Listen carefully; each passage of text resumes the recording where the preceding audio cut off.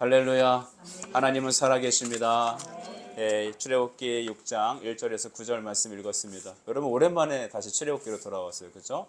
하나님께서 저에게 다시 교회에 대하여, 신앙에 대해서, 믿음에 대해서 말해야 됨을 말씀을 마음에 주셔서 제가 잠깐 출애굽기를 스탑하고 우리가 한 4주인가요? 그렇게 쭉 말씀을 들었습니다. 이제 다시 출애굽기로 돌아와서 구원의 하나님의, 그 하나님이 구원이시다라는 그 주님을 우리가 이 말씀을 통해 발견하길 바랍니다. 한번 따라 하시죠. 하나님은 구원이시다.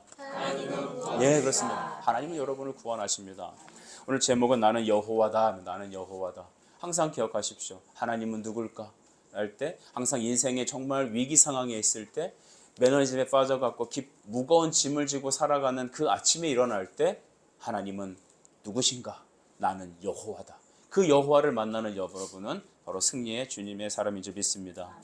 오늘 성경을 읽기 전에 우리는 다음과 같은 것을 좀 알아야 되죠. 여러분, 우리는 요셉이라는 사람이 형들의 미움을 통하여서 팔려서 그는 애굽의 총리가 되어버렸습니다. 하나님이 하신 일이죠.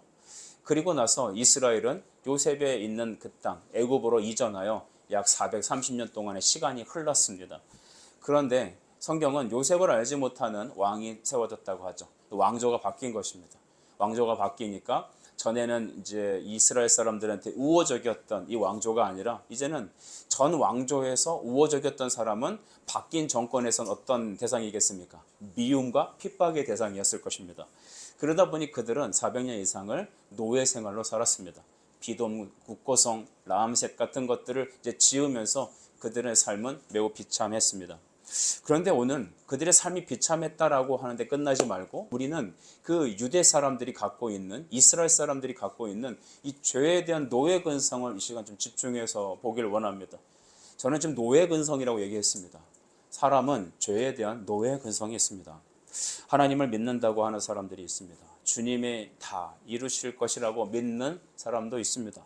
말로도 그렇게 고백합니다. 말씀을 통해 예배 때 우리가 더 그렇게 은혜도 받습니다. 그런데 문제는 어디서부터 시작되냐면 연단이 길어질 때 생깁니다. 자꾸만 내 삶의 상황이 안 좋은 쪽으로 이렇게 방향으로 흘러가게 되면 우리는 다음과 같은 태도를 보입니다. 내 익숙한 감추어 놓았던 마음속 보따리를 꺼냅니다. 제가 만든 얘기인데 마음속에 있는 마음 보따리를 꺼내서 그 안에 쓴 뿌리를 자꾸만 되짚어 보면서 묵상합니다. 그러다 보면 그 사람은 자꾸 외골수가 돼버려요. 이때부터 하나님 말씀이 들리지가 않습니다. 내 마음이 딱딱해집니다. 길바닥같이. 여러분이 아스팔트를 지금 차로 이동해서 오셨지 않았겠습니까? 이 아스팔트처럼 내 마음이 딱딱해져서 하나님의 말씀이 떨어져도 그것이 나에게 역사를 미치지 못하고 마귀가 와서 집어가게 되는 거죠. 나는 점점 내 익숙한, 내 마음에 난 길로 자꾸만 걸어갑니다. 습관이 이렇게 무서워요. 익숙한 것이라는 것이 그렇게 무서운 겁니다. 내 마음속에 난 길, 그것은 좋은 길은 아닐 겁니다. 여지껏 인생을 살아가면서 내가 나만에 갖고 있던 그 쓴뿌리와 상처와 죄의 익숙한 길들, 그것은 자기 생각이라는 족쇄로 나를 확 채워버립니다. 일단 내 생각에 이렇게 채워지게 되면은 나만의 동굴로 들어간답니다. 여러분, 제가 이렇게 쭉 말씀을 드렸는데 어떤 분은 이해도 가는 분이 있고 어떤 분은 저게 무슨 소리야 라고 생각하는 사람도 있을 겁니다. 그러나 중요한 건 사람은 자기 생각이란 족쇄에 채우는 순간, 그 죄의 노예 근성에 붙잡히게 되는 순간 여러분은 하나님 말씀이 들어갈 구석이 없습니다. 그런데 이런 사람들이 바로 오늘 성경에 등장하는 이스라엘 사람입니다. 그리고 그들은 곧 나일 수 있습니다. 하나님은 모세를 바로 앞에 보내셨습니다. 와, 여러분 어떤 일이 일어날까요? 하나님이 모세를 만나셔서 호렙산에서 내 백성을 구원해내라. 그래서 그는 여러분 하나님 명령에 따라 바로 앞에 딱 섰습니다. 우리 이쯤 되면 바로가한테 한마디 하면 바로가 아이고 형님 하면서 무릎 꿇을 것 같은데 그러지 않죠. 모세는 이렇게 말했어요. 내 백성을 보내십시오. 우리가 광야에서 하나님께 예배를 드릴 것입니다. 짠짠짠짠 이렇게 말을 하면 하나님도 짠짠짠짠 역사가 일어나야 되는데 바로는 뭐라고 했냐 하면 눈만 껌뻑껌뻑하면서 하나님이 누군데? 너는 누군데? 이 노예놈들이 좋다 하니까 진짜 내가 만만한 줄 알아보네. 이 얘기는 성경에 안 나오지만 괘씸히 여긴 겁니다. 그러지 않겠어요? 하나님이 누군데? 바로는 하나님이 누군지 몰라요. 자기가 하나님인 줄 알아요. 내 앞에서 노예들을 빼다가 예배드리게 해달라고 쟤네들 지금 배가 불렀구나. 그 후로부터 여러분 이스라엘은 엎친 데 덮친 격으로 더 심각한 노동과 고통 속에 처해지게 됩니다. 여러분 고대 이제 이집트 시대에서는 건축을 하기 위해선 진흙이라든지 자갈 이런 것들을 빚어서 벽돌을 구웠다고 합니다. 근데 그 벽돌 안에 들어갈 중요한 재료 중에 하나가 이 곡식의 집단이죠. 그것이 더 벽돌을 견고하게 만드는 겁니다. 그거 안 넣고 벽돌을 이렇게 구워내면 쉽게 깨지지 않겠습니까? 철골 역할을 하는 것 같아요. 그런데 그 볏집단을 안 주겠다는 겁니다. 니네들이 배가 불러서 하나님께 예배하러 간다고 했으니까 시간이 많으신가 봅니다. 알아서 재료도 구하십시오. 대신 기일 내에 벽돌 양은 채워야 합니다. 야, 여러분 이 말을 들었을 때 이스라엘 사람들이 어떤 태도를 취했을까요? 이스라엘 사람들은요, 모세가 혀를 잘못 놀려서 이 일이 우리에게 당했다고 생각하는 것 같습니다. 그들은 마음이 상했습니다. 모세의 말에 귀를 닫아버렸습니다. 그래서 그들은 자기들이 익숙한 마음의 길로 들어가고 문을 닫고 동굴 속으로 들어가고 죄의 노예 근성이 발휘되면서 모세가 제 아무리 하나님 말씀으로 하나님이 구원하신다고 해도 귓전에도 듣지 못했습니다. 여러분 오늘날 사탄이 하는 행위들이 이러한 겁니다. 더 큰 환경적인 어려움을 주고 더 큰 시험을 주고 우리의 마음을 상하게 함으로 우리로 하여금 마음의 길로 내려가 동굴 속에 들어가고 하나님 말씀을 차단하게 한다는 것입니다. 모세 너무나 마음이 아팠어요. 모세는 너무나 안타까웠어요. 하나님 앞에 2번이나 애통합니다. 어찌하여 하나님 이 백성을 이렇게 버려두십니까? 하나님께서는 오늘 우리를 향해서도 이렇게 가슴 치실 것 같아요. 어찌하여 내 백성들이 환경만 조금 어려워지면, 왜 너의 상처만 조금 건드려지면, 너의 마음이 조금만 어려워지면 너는 그렇게 문을 닫아버리고 귀를 닫아버리냐? 근데 여러분 그럼에도 불구하고 이 모든 문제의 해결점은 어디에 있습니까? 하나님께 있습니다. 문제의 답은 하나님께. 그 문제의 열쇠는 예수 그리스도의 말씀에 있습니다. 6장 1절은 그래서 하나님께서 모세에게 이렇게 말씀하시죠. 제가 읽습니다. 여호와께서 모세에게 이르시되 이제 내가 바로에게 하는 일을 내가 보이리라. 강한 손으로 말미암아 바로가 그들을 보내리라. 강한 손으로 말미암아 바로가 그들을 그의 땅에서 쫓아내리라. 아멘. 강한 손으로 할렐루야. 하나님 여러분을 강한 손으로 붙잡으십니다. 우리 교회를 그의 말씀의 손으로 붙잡으십니다. 누가 우리를 건들까요? 하나님과 나 사이 그 사랑의 관계를 무엇이 깨트릴 수 있으랴? 그럴 수 없다라는 것입니다. 여러분 강한 손이라 하나님은 손이 없으세요? 하나님 손이 있습니까? 근데 이것은 우리가 이해하기 쉬운 언어로 맞추어 설명해 주신 표현이란 말이죠. 그래서 그의 강한 손으로 우리를 붙잡아 주신대요. 우리를 애굽에서 쫓아내신다고 하는 겁니다. 성경을 읽을 때 하나님의 오른손, 강한 손은 하나님의 권능을 말하는 것입니다. 여러분 하나님보다 높으신 분이 어디 있습니까? 이 땅을 만드신 분, 모든 천지천하의 권세는 예수 그리스도의 발 아래에 있습니다. 중국이 힘이 있고 미국이 힘이 있다 한들 우리 하나님 손 안에 있는 겁니다. 그래서 우리는 열곽의 눈치를 볼 게 아니라 하나님 말씀 앞에 먼저 무릎 꿇고 기도해야 합니다. 대한민국이 다시 살아나려면 하나님 앞에 돌아와야 합니다. 여러분의 인생이 다시 세워지기 위해서는 하나님의 말씀 앞에 무릎 꿇어야 합니다. 그가 강한 손으로 이끄실 것이기 때문입니다. 하나님은 이 땅의 역사 속에 가끔 개입하실 때가 있습니다. 물론 하나님은 그의 뜻 안에서 환경을 통해서 일하시지만 하나님은 직접 개입하실 때가 종종 있으시더라는 겁니다. 여러분 이때가 바로 그것입니다. 그것은 애굽의 바로를 깨뜨리시기 위한 것입니다. 애굽은 사탄의 권세를 비교해 설명할 수 있는 존재죠. 이 땅의 가장 강한 권세, 당시 최고의 나라, 국방력, 경제력을 가진 나라 애굽, 그 애굽 이집트를 꺾으실 분은 예수님이십니다.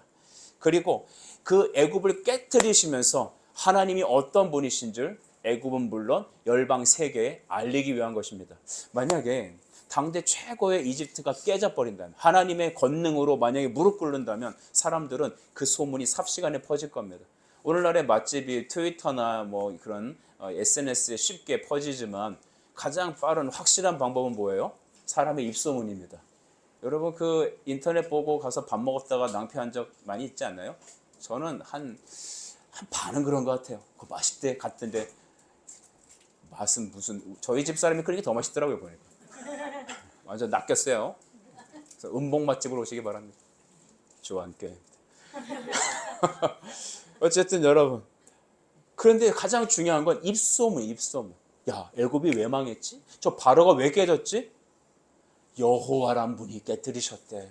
하나님이란 분이 계시대. 그는 전능하시대. 할렐루야. 하나님은 여러분을 통해서 이 일을 하실 겁니다. 하나님은 성도들을 통하여서 만국에 하나님이 하나님 되심을 알리십니다. 여러분을 탁월하게 세우셔서 하나님은 열방의 통치를 하십니다. 여러분의 무릎 꿇는 기도로 말미암아 하나님은 여러분을 통해 하나님의 하나님 되심을 보여주십니다. 우린 그런 기도를 해야 될 것 같아요. 하나님, 나를 통하여 주님이 주인 되게 하여 주옵소서. 주님을 높이게 하여 주옵소서. 나로 말미암는 사람들이 예수께 돌아오는 영적인 통로가 되게 해 주시옵소서. 그렇게 기도하는 우리가 되길 바라요.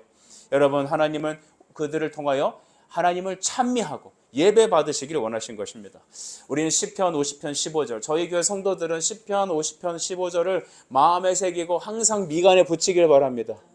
그래서 말하세요. 너 머리에 붙인 게 뭐냐? 한번 읽어줄래? 그 말은 이런 겁니다. 환난 날에 나를 부르라. 내가 너를 건지리니 내가 나를 영화롭게 하리로다. 환난 날에 뭐 하라고요? 나를 부르라. 부르라는 것은 기도한다는 거예요. 주님을 향해 외치는 겁니다. 우리의 지향점을 하나님께 집중하는 것입니다. 그럴 때 하나님은 우리를 건져주시는 거예요. 이집트에서 건져내듯이. 여러분, 이집트에서 건져내는 건 불가능한 거거든요. 근데 하나님이 하시는 겁니다.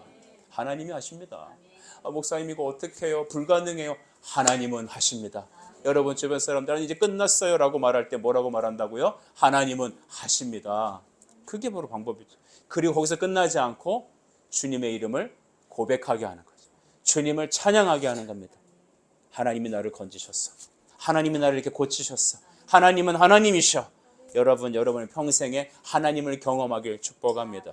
근데 하나님의 방법은 그 강한 손으로 그들을 이집트에서 내쫓아 버리신대요. 여러분 좀 독특하죠? 만약에 하나님이 그들을 바로가 더 이상 목 괴롭히게만 인권을 신장한다든지 해서 뭐 그렇게 노예에서만 건져주신다면 어쩌면 그들은 이집트에 계속 머물러 살려고 할지도 몰라요. 여러분은 혹시 서울에 가서 살고 싶은 생각을 해본 적 있습니까? 우리 청년들은 그런 생각을 할 때도 있을 겁니다. 저희 청년, 유아 독전인 유일한 청년과 함께 물어봤습니다. 우리 천안과 서울 중에 어디가 좋습니까? 서울이 좋습니다. 서울이 좋습니다.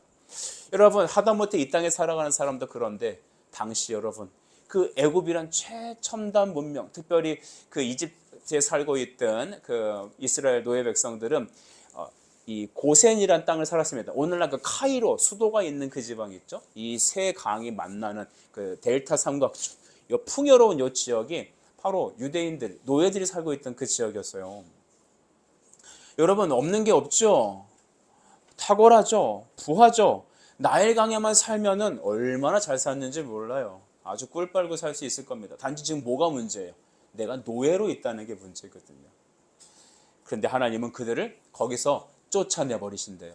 아마 하나님의 권능의 어떠한 역사로 인하여서 이제는 애굽인들과 유대인들은 같이 살기는 글렀습니다.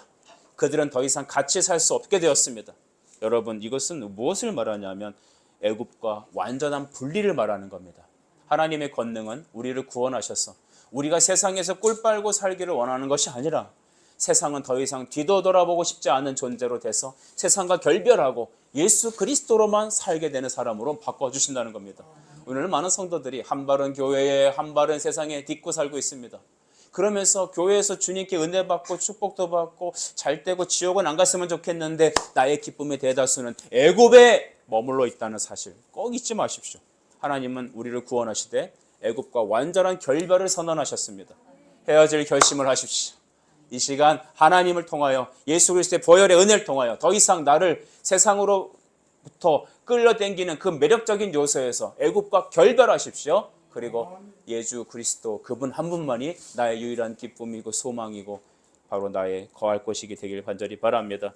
그러면서 하나님은 그들에게 자기 자신을 뭐라 선언하시냐? 2절을 같이 크게 한번 외쳐주시죠. 2절 시작. 하나님이 모세에게 말씀하여 이르시되 나는 여호와니라. 아멘.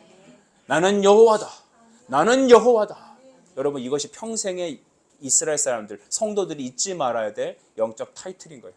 나는 여호와다. 그거 어쩌라고요? 나는 여호와다. 여러분, 이 말이 출애굽기 3장 14절에 모세가 하나님께 물었던 질문이에요. 하나님, 당신의 이름은 무엇입니까? 당신을 무엇이라 불러야 되겠습니까? 그때 나는 스스로 있는 자다. 영어 번역이 아주 잘 표현하고 주고 있죠. I am who I am. 나는 스스로 존재하는 자다.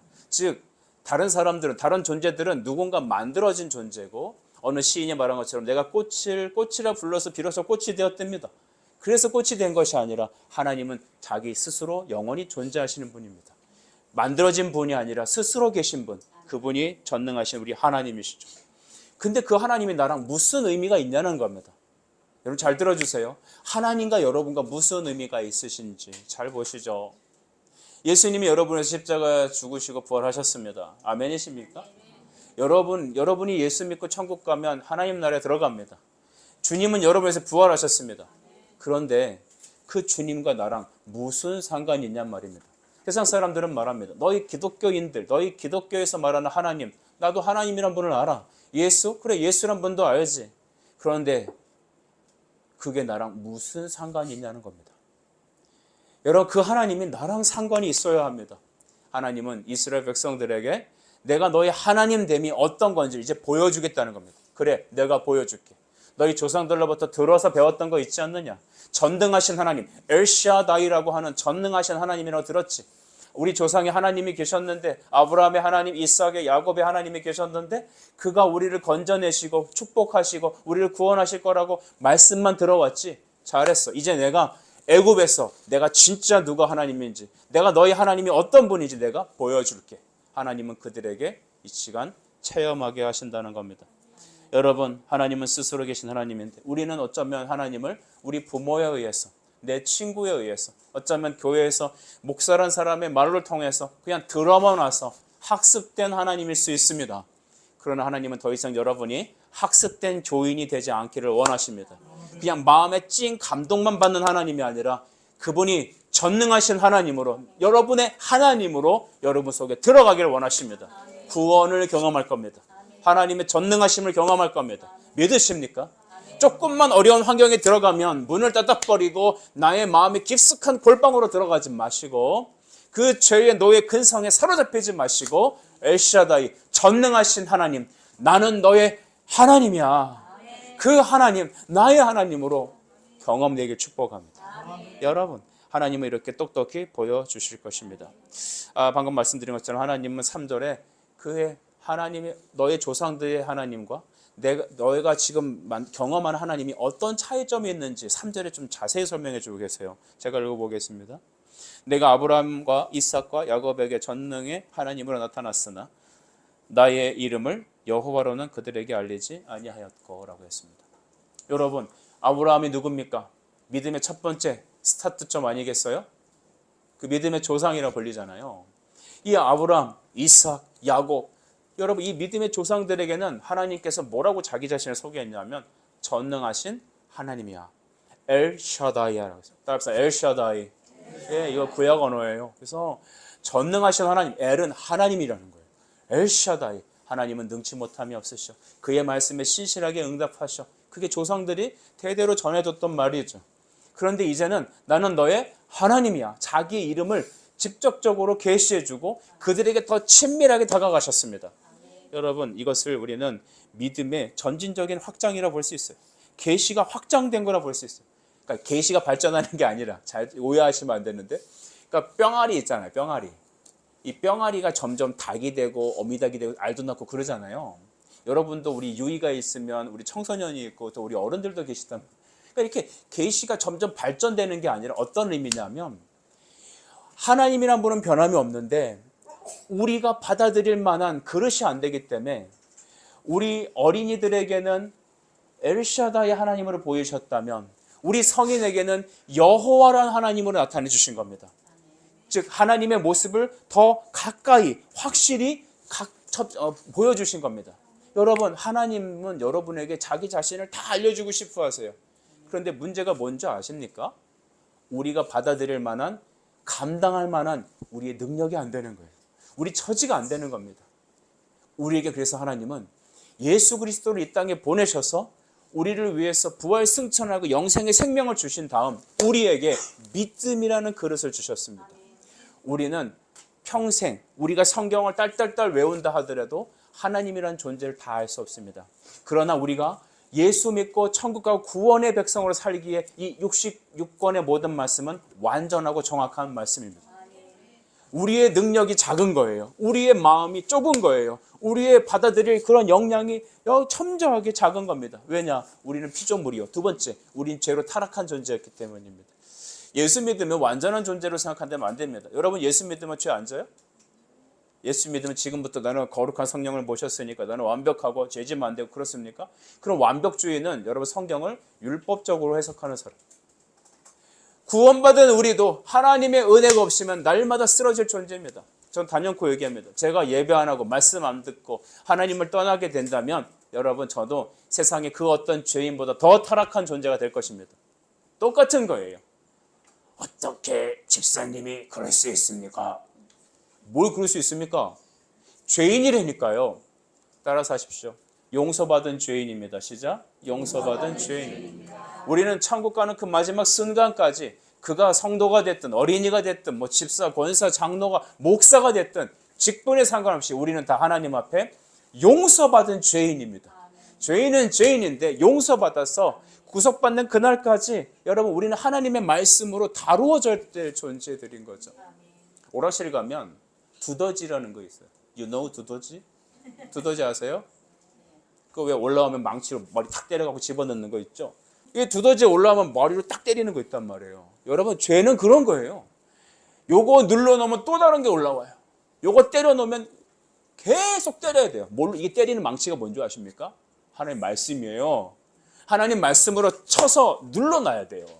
그걸 언제까지 해야 된다고요? 코에 숨 마치는 그날까지 하는 거예요. 여러분, 우리는 그런 존재입니다. 그런데 우리를 그만큼 하나님이 사랑하신 겁니다. 내가 거룩하고 완전하게 다 행해야 되고, 여러분, 그런 거 없습니다. 우린 다 죄인입니다. 그래서 섰다고 자신하는 사람은 누구도 자기 자신이 선 줄 생각하지 마십시오. 넘어질까 주의하십시오. 겸손히 주의 말씀 앞에 엎드리십시오. 하나님 자신을 엘샤다이, 이제 점진적인 하나님 말씀의 계시로 나타내셨어요. 그들에게 조금 더 가까이 나타나셨어요. 전에는 엘샤다이, 전능하신 하나님이었다면 이제는 그들에게 여호와라고 좀 더 친숙하게 분명하게 알려주셨습니다. 그런데도 이스라엘 백성들은 마음이 상했어요. 왜 상했어요? 아까 말씀드렸죠. 하나님 말씀, 이제 내가 너희를 구원할 거야. 내가 바로 앞에 서서 너희를 구원해달라고 말할게. 그러니까 그들이 뭘 해요? 기대를 하잖아요. 야, 이제 우리가 좀 편해지겠구나. 이제 우리 살림살이 좀 펴지겠구나. 이제 건강이 좀 회복되겠구나. 이제는 우리가 이 지긋지긋한 노예에서 해방되겠구나 했는데, 어라, 벽돌을 만들 때 뭘 안 준다? 이전보다 더 안 좋은 컨디션으로 떨어져 버린 거예요. 그러니까 모세의 말도 귀를 닫아버리는 거죠. 여러분, 이게 오늘 우리의 모습임을 꼭 기억하십시오. 성경은 이런 우리의 모습을 드러내시고 우리의 힘으로 아닌 하나님께서 구원하신다는 것을 알려주시는 겁니다. 하나님 여호와, 그는 누구신가? 모든 거짓 신들과 비교할 수 없는 전능하신 하나님이십니다. 세상의 모든 신들은 헛된 우상입니다. 여러분이 그렇게 사랑하고 지금 꼴 빨고 있는 세상의 그 어떤 기쁨들 다 헛된 우상입니다. 하나님만이 영광 받으실 만왕의 왕이고 만유의 주이십니다. 여러분, 그 믿음의 신앙이 우리에게 고백되어져야 합니다. 이제 하나님께서 어떻게 일하시는지, 하나님이 일하시는 방식에 대해서 우리 주목합시다. 하나님은 먼저 말씀을 선언하십니다. 그리고 하나님은 행동하시면서 다시 말씀을 기억하게 하십니다. 하나님께서 역사하신단 말이에요. 이 애굽을 앞으로 쭉 어떻게 치는지 보십시오. 10가지 재앙으로 막 때리시면서 나는 하나님이야, 하나님이야, 너 기억하지? 내가 너를 구원할 거 약속했어, 안 했어? 그러면서 때리시고 역사하고 구원하시고 내가 구원한다고 했어, 안 했어? 자꾸 이렇게 말씀을 리마인딩 시키는 거예요. 하나님은 일하시면서 기억하게 하신다는 거죠. 하나님은 또 말씀하시면서 이루신다. 그러니까 모든 시작과 마지막이 하나님 말씀으로 시작되는 겁니다. 여러분, 믿음이 흔들릴 때 우리는 어디로 돌아가야 될까요? 말씀으로 돌아가셔야 합니다. 우리는 자꾸 실수하는 게 뭐냐면 교회 안에 믿음 좋은 사람한테 가요. 저도 수많이 당했습니다.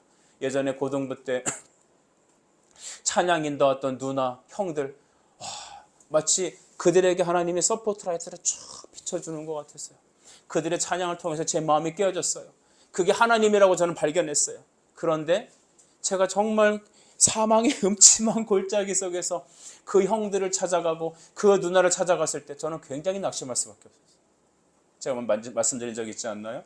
어떤 절망스러운 상황 속에서 밤 10시에 그 형님의 집에 찾아가서 형, 저 이렇게 힘들어요. 저 정말 마지막 골목에 이른 것 같아요. 그때 너가 많이 힘들구나. 그리고 저한테 우리 기도하자. 그럼 얼마나 좋아요.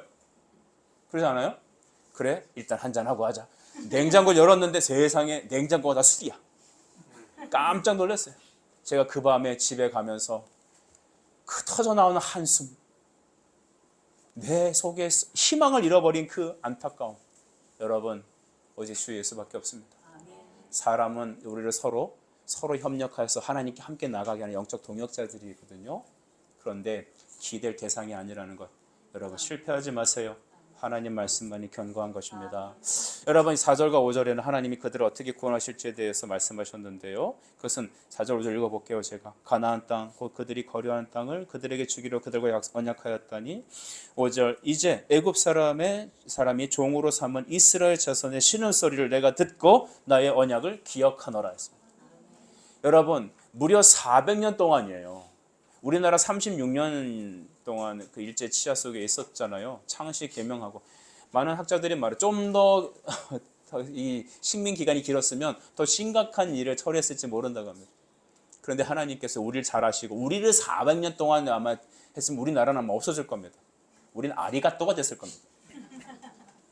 그런데 하나님께서 우리를 건지셨잖아요. 이 430년 여러분 무시할 수 없는 숫자예요. 아버지에서부터 아버지까지, 어머니에서부터 어머니까지 무려 400년입니다. 조급한 불신이 강한 이스라엘 사람들에게는 너무나도 잔혹한 현실이었습니다. 그리고 그들은 잠깐이나마 희망을 얻었던 모세가 그렇게 말 한마디 때문에 자기들에게 처해진 그 상황 때문에 마음이 다치고 상처받았습니다. 하나님께 상처받았다. 여러분 이스라엘 사람들이 왜 이렇게 우상을 많이 섬겼는지 가끔 생각을 해보거든요. 이스라엘 사람들이 하나님을 몰라서 우상 섬길 걸까요? 심지어 출애굽을 해갖고 시내산에 도착해서 모세가 잠깐 기다려, 내가 하나님께 십계명을 받고 올 거야 하고 올라갔는데 고세를 못 참고 뭘 만들었습니까? 금송아지 예배를 드렸단 말이에요. 왜 이스라엘 사람들은 우상을 그렇게 철저히 섬겼을까요? 그것은 하나님을 알지 못해서가 아닙니다. 잘 들어주세요. 여러분에게 해당되는 내용일 거예요. 나에게 해당되는 내용일 거예요. 하나님을 몰라서가 아니라 내가 원하는 걸 하나님이 주시지 않기 때문입니다. 내가 원하는 걸 하나님이 안 준단 말이에요. 나는 아무런 고민도 하고 싶지 않습니다. 여러분 어때요? 여러분 인생에 고민하고 싶습니까? 이것이 하나님 뜻인가 아닌가 고민하고 싶습니까? 나는 아무 생각하고 싶지 않거든요. 1 더하기 1은 2는 어려운 거 물어보나요? 2는 4. 쉽죠?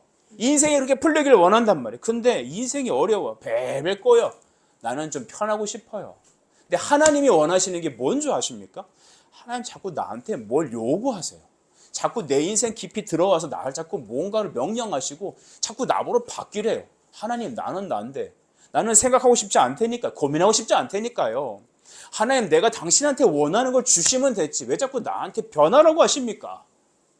하나님 우리에게 바꾸시기 원하는 건 너의 죄의 노예 근성을 떼버리겠다는 거예요. 근데 그게 너무 싫어요. 하나님 저 원하지 않고 그냥 요 모습 요대로 내가 고민하지 않고 살고 싶다니까요. 근데 그걸 안 주니까 우상에게로 자꾸 가는 거예요. 우리 마음에 깨달음이 있길 원해요. 하나님이 우리에게 말씀하시는 게 뭔지 알길 원해요. 하나님 창세기 15장 13절에 아브라함에게 다음과 같이 약속하셨거든요. 내 자손이 이방인 객이 되어 그들을 섬길 것이고 400년 동안 내 자손을 괴롭힐 것이다. 근데 그들이 섬기는 나라를 내가 징벌할 거야. 내가 그 나라를 징벌해서 내 자손이 큰 재물을 이끌고 나오게 될 거야. 하나님은 아브라함과 새끼손가락 걸고 미리 약속하셨습니다. 하나님 왜 이렇게 400년 동안 그들에게 침묵하셨을까요? 너무나 잔인하지 않아요? 그 이유는 다음과 같습니다. 하나님께서 그들이 더 절실히 하나님이 필요하길 원했던 거예요. 준비가 되지 않은 속에서 물질을 덜컥 받으면 그 사람 인생은 망합니다. 대부분 로또 대박이 난 사람들의 인생을 보십시오. 그들은 인생이 비참합니다. 차라리 로또가 안 되고 성실하게 일해서 먹고 사는 게 가족이 행복할 수 있는 길일 거예요. 하나님이 더 절실히 필요했어요. 하나님의 권능이 어떤 것인지, 하나님의 하나님 되심을 드러내기 위한 것입니다. 여러분, 여기서 1층을 뛰어내리는 게 여러분 충격이 크겠어요? 저 꼭대기층에 떨어지는 게 충격이 크겠어요? 더 연습하지는 말길 바랍니다. 그처럼 여러분 400년간의 그들의 절대절명에 애통하는 마음이 깊을 때 하나님이 개입하셔서 빵 하고 구원해버리면 우리는 하나님을 어떻게 고백할까요? God is great. 하나님은 위대하시다. 그 구원의 감격을 이루 말할 수 없는 것입니다. 하나님 이렇게 하나님의 하나님 되심을 알리기 위해서, 그들이 더 주 예수를 간절히 믿기 위해서, 의지하게 하기 위해서 하나님은 그 시간이 필요하셨던 것 같습니다. 과일을 좀 묵상해 봤거든요. 과일이 맺힐 때가 있어요. 그죠? 과일이 어느 정도 이렇게 차오를 때가 있습니다. 그렇다고 그때 땡강 자르면 돼요? 안 돼요? 왜 안 됩니까? 맛이 없죠? 뜰죠? 과일은 여름의 더위가, 그 다음에 가을의 거친 시절을 겪고 나야 그 과일이 달콤해지는 겁니다. 다 때가 있는 겁니다. 하나님은 우리가 과일처럼 그 달콤한 시기에 하나님을 절대적으로 부르짖고 하나님만 기대고 하나님께서 그들을 건져내셔서 위대한 구원을 드러내셔서 하나님이 찬양과 영광을 받으시길 원하는 그 마음 때문에 하나님은 오늘 이때까지 기다리시고 인내하시고 불구덩이 속에 살아가는 그 이집트 안에 있는 당신의 백성들과 함께 고난받으셨습니다. 그들의 구원받을 때는 언제입니까? 하나님 우리를 건져주십시오라고 부르짖을 때였습니다. 여러분, 우리 교회가 하나님 은혜 가운데 다음 스텝을 밟기 위해서는 반드시 필요한 게 있습니다. 온 성도들이 한 마음을 다해서 주께 부르짖을 때입니다. 주님께 간절한 마음으로 나아갈 때입니다. 여러분이 하나님의 은혜에 붙잡혀서 변화받을 시기는 언제입니까? 하나님의 구원을 간절히 가슴 사무치게 외치고 주님께 외칠 때입니다. 그래서 여러분, 예레미야는 말하잖아요. 너는 내게 부르짖으라 라고 하셨어요. 그 부르짖으면 그냥 소리만 빽빽 지른다고 되는 게 아닙니다. 왜 집에서 받는 스트레스를 교회에 와서 소리 지릅니까? 그러지 말고 내 마음에 하나님을 사모하는 그 마음이 깊어지고 이 환난 가운데 나를 건지실 이가 하나님밖에 없다는 믿음의 확신을 붙잡고 주님이라고 말하는 겁니다. 주님 당신밖에 없다고 말하는 것이죠. 그러면 하나님은 때가 찬 은혜의 경륜으로 그들을 확 끌어올리시는 겁니다. 오늘 그 때가 찼습니다. 여러분, 이제 7, 8절에서는 하나님 이렇게 얘기하시죠. 너희를 내 백성으로 삼고 나는 너희의 하나님이 되리니 나는 애굽의 사람의 무거운 짐 밑에서 너희를 빼낸 하나님 여호와인 줄 너희가 알지어다. 8절 내가 아브라함과 이삭과 야곱에게 주기로 맹세한 땅으로 기업을 삼게 하리라. 나는 여호와라 하셨다 하라. 시종일관 뭐라고 말해요? 나는 여호와야. 나는 여호와다. 지금은 그들이 깨닫지 모를지 몰라요. 어쩌라고요? 지금 내가 죽게 생겼는데요. 하지만 나는 너를 건져낼 것이다. 앞으로 하나님의 구원을, 잠시 후에 일어날 그 하나님의 구원의 일들을 계속해서 선포하시는 거예요. 하나님은 선포하신다. 말씀을 통해서 하시는 말씀은 나에게 주시는 말이에요. 여러분, 이런 생각 갖지 마세요. 에이, 되겠어. 여러분, 하나님 앞에 주시는, 내게 주시는 말씀은 내가 하나님께 아뢰는 기도, 믿음의 기도는 로또가 아닙니다. 로또의 특징이 뭐예요? 되면 좋고 아니면 말고. 주님 왜 로또가 안 됐습니까? 고민하고 금식하고 그런 사람 없더라고요. 되면 되고 말면 말고. 그런 거 아니겠어요? 여러분, 기도는 로또가 아니잖아요. 하나님의 말씀은 여러분 어떤 확률이 있는 게 아니잖아요. 하나님은 말씀하시면 이루십니다. 그게 하나님과 우리 다른 점이에요. 하나님이란 난 여호와야. 나 여호와야. 내가 너에게 한 말은 나의 존재를 걸고 하는 말이다. 내가 너를 반드시 해버릴 것이다. 성경에 나오는 모든 명령들이 있습니다. 그렇죠? 여러분 생각나는 명령은 무엇입니까? 저에게 제일 부담스러운 명령은 뭐였냐면 내가 거룩하니 너도 거룩하라 했습니다. 근데 그거는 나의 힘과 능력으로 내가 거룩해진다? 안 되죠? 우리 아이들과도 얘들아 우리 핸드폰을 언제부터 보지 말자 하면은 작심 3초죠. 갑자기 까먹어져요. 익숙한 대로 핸드폰이 올라가. 우리 모든 사람의 특징이 그렇습니다. 여러분, 우리가 순종할 수 있고 하나님 말씀에 거듭나고 풀려나고 변화되는 역사는 나의 의식적 결단에 있지 않습니다. 하나님이 우리에게 내가 거룩하다 말씀하셨어요. 믿습니까? 하나님께 오류가 있습니까? 하나님이 계십니까? 안 계십니까? 계십니다. 그분이 자기의 존재적 생명을 걸고 말하는 겁니다. 내가 거룩하다. 내가 너를 거룩하게 만들어 버리겠다. 이게 하나님 뜻이에요. 말씀을 그렇게 받아들이세요. 내가 거룩하니까 너도 거룩해라. 아, 주님, 저는 거룩하지 않으니까 저는 하나님 백성이 아닌가 봅니다. 이런 사람을 전문 용어로 바보라고 말합니다. 왜 못 알아듣냐고요. 내가 거룩한데 너는 거룩하지 않아. 하지만 내가 너의 아버지, 너의 하나님이니까 내가 너를 거룩하게 만들어 버리겠어. 하나님 우리를 그렇게 만드십니다. 기뻐하세요. 누리세요. 나를 바꾸실 하나님을 기대하세요. 미리 감사하세요. 감사 헌금은 일이 일어난 다음에 드리는 게 아니라 미리 드리는 겁니다. 헌금하라는 소리가 아니죠. 감사하는 마음을 드리라는 겁니다. 하나님께서는 우리의 무거운 짐을 에서 우리를 빼내신다고 하셨어요. 여러분 인생의 족쇄에서 주님은 풀어내실 겁니다. 그리고 우리를 속량하신다고 했어요. 이 속량은 기독교적 신앙의 고백이에요. 속이 뭐예요? 값을 주고 삼는, 내 것으로 삼는다는 거예요. 그 값은 예수 그리스도의 보혈의 피예요.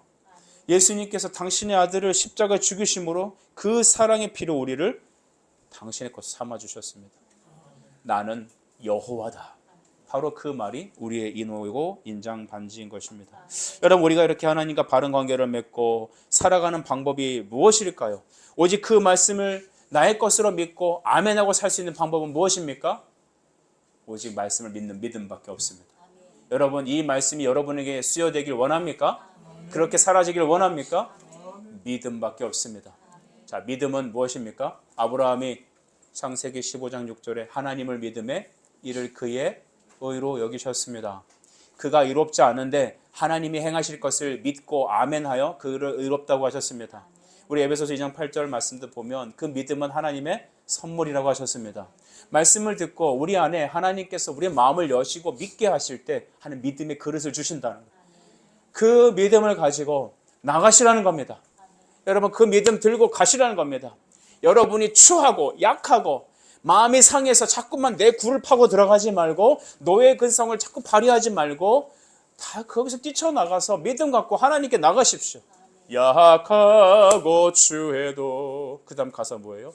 주께로 나가면 힘 주시고 내 추함을 곧 어떻게 씻어 주시네. 여러분, 찬송가는 믿음의 고백이 성령의 감동으로 기어진 거예요.